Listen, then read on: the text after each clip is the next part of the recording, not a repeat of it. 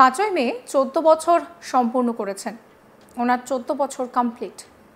উনি এবার হিসেব দিতে শুরু করুন, কত শিল্প আনলেন, কোথায় কোথায় শিল্প বসালেন, কত চাকরি, কত হাসপাতাল, কত রাজ্য সড়ক বানালেন।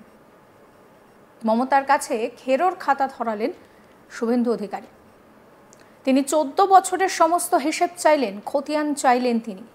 ঠিক কি বলছেন শুভেন্দু অধিকারী, শুনুন।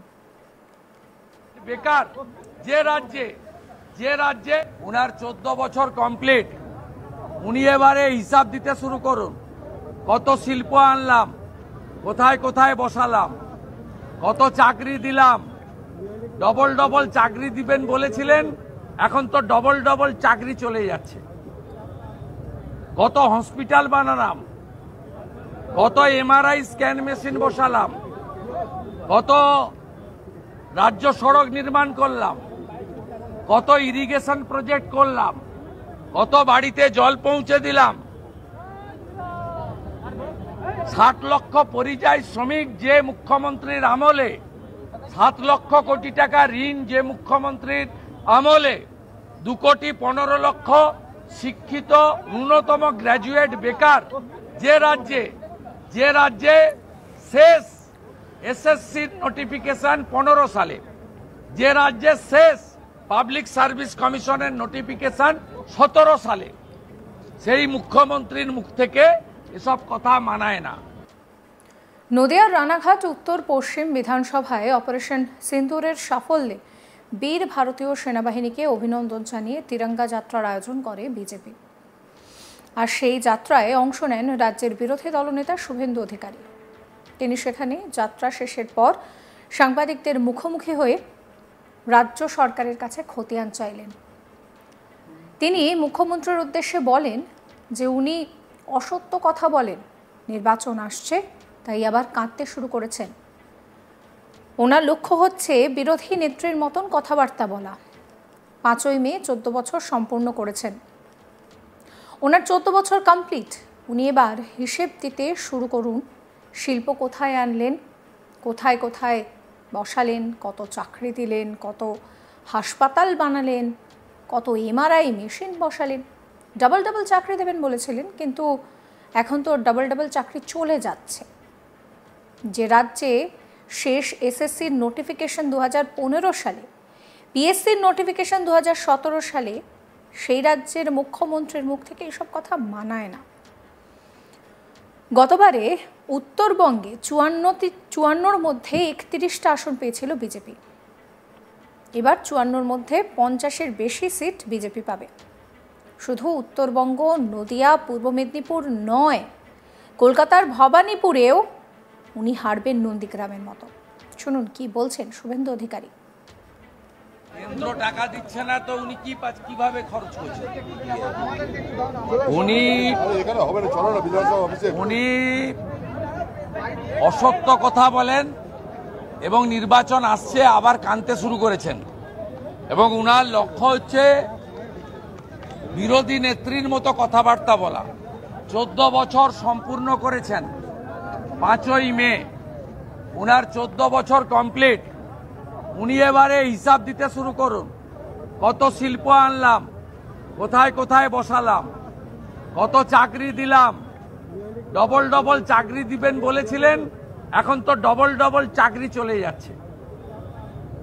কত হসপিটাল বানালাম, কত এমআরআই স্ক্যান মেশিন বসালাম, কত রাজ্য সড়ক নির্মাণ করলাম, কত ইরিগেশন প্রজেক্ট করলাম, কত বাড়িতে জল পৌঁছে দিলাম।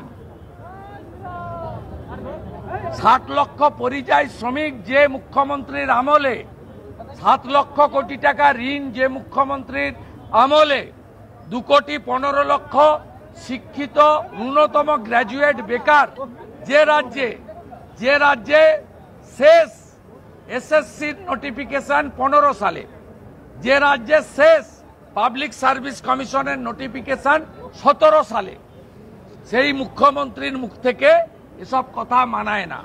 উত্তরবঙ্গে গতবারে 54তে 31 ছিল বিজেপি, এবারে 54র মধ্যে 50-এর বেশি সিট বিজেপি পাবে। শুধু উত্তরবঙ্গ নদিয়া নয়, পূর্ব মেদিনীপুর নয়, কলকাতার ভবানীপুরে নন্দীগ্রামের মতো উনি হারবেন। এরপর শুভেন্দু অধিকারী বলেন, ৮ মাস পর রাজ্যে বিধানসভা নির্বাচন। বাংলার মানুষকে কোনো কে যোগ্য অযোগ্য সেটা বাঁচতে হবে না। একটাই অযোগ্য, তার নাম মমতা ব্যানার্জি। ওনাকে বাতিল করে দিন, পুরো বাংলা ঠিক হয়ে যাবে। কি বলছেন তিনি, শুনুন। এসএসসিতেও শিক্ষক শিক্ষিকা শিক্ষাকর্মী যোগ্য অযোগ্য ছিল, আছে, এখানেও যোগ্য অযোগ্য আছে। আমাদের বক্তব্য, অযোগ্য তালিকা রাজ্য সরকার কোর্টে দিচ্ছে না বলে 26,000-এর চাকরি গেছে। যদি অভিজিৎ গাঙ্গুলি মহোদয়ের জাজমেন্ট মানত তাহলে 7,000-এর চাকরি যেত, 19,000-কে রাস্তায় বসতে হতো না। প্রাইমারিতেও তাই, বেসিক ট্রেন্ড একাডেমিক পরীক্ষা দিয়ে পাস করা অনেক শিক্ষক আছে। আবার সাদা খাতাতে টাকার বিনিময়েও কয়েক হাজার নিয়োগ আছে। আমরা বারে বারে বলেছি যোগ্য অযোগ্য তালিকা মুখ্যমন্ত্রী দেবেন না, তার কারণ তিনি চুরি করেছেন, কট হ্যান্ড ধরা পড়বেন। তাই বাংলার মানুষকে 8 মাস পরে বিধানসভার ভোট কোনো যোগ্য অযোগ্য বাঁচতে হবে না। একটাই অযোগ্য, তার নাম মমতা ব্যানার্জি। এই অযোগ্য মহিলাটিকে, এই অযোগ্য মুখ্যমন্ত্রীটিকে বাতিল করে দেন নির্বাচনে, বাংলায় সব ঠিক হয়ে যাবে। সবাই যোগ্য, একটাই অযোগ্য, তার নাম মমতা ব্যানার্জি। আপনারা শুনলেন যে শুভেন্দু অধিকারী পরিষ্কার বলছেন একজনই অযোগ্য এই বাংলায়, আর তিনি হচ্ছেন মমতা ব্যানার্জি। এবার মমতা ব্যানার্জির কাছে সরাসরি খতিয়ান চাইলেন রাজ্যের বিরোধী দলনেতা। মমতা বন্দ্যোপাধ্যায় সরকারকে কটাক্ষ করে কি বলছেন তিনি, শুনুন। উনার 14 বছর কমপ্লিট, উনি এবারে হিসাব দিতে শুরু করুন। কত শিল্প আনলাম, কোথায় কোথায় বসালাম, কত চাকরি দিলাম। ডবল ডবল চাকরি দিবেন বলেছিলেন, এখন তো ডবল ডবল চাকরি চলে যাচ্ছে। কত হসপিটাল বানালাম, কত এমআরআই স্ক্যান মেশিন বসালাম, কত রাজ্য সড়ক নির্মাণ করলাম, কত ইরিগেশন প্রজেক্ট করলাম, কত বাড়িতে জল পৌঁছে দিলাম। 60 লক্ষ পরিযায়ী শ্রমিক যে মুখ্যমন্ত্রীর আমলে, 7 লক্ষ কোটি টাকা ঋণ যে মুখ্যমন্ত্রীর আমলে, 2,15,00,000 শিক্ষিত ন্যূনতম গ্র্যাজুয়েট বেকার যে রাজ্যে শেষ। সমস্ত খবরের আপডেটের জন্য আপনাদের নজর থাকুক আজ তাক বাংলায়। চ্যানেলটিকে সাবস্ক্রাইব করবেন, নোটিফিকেশন পেতে বেল আইকনে ক্লিক করবেন, ফলো করতে ভুলবেন না আজ তাক বাংলার হোয়াটসঅ্যাপ চ্যানেলও।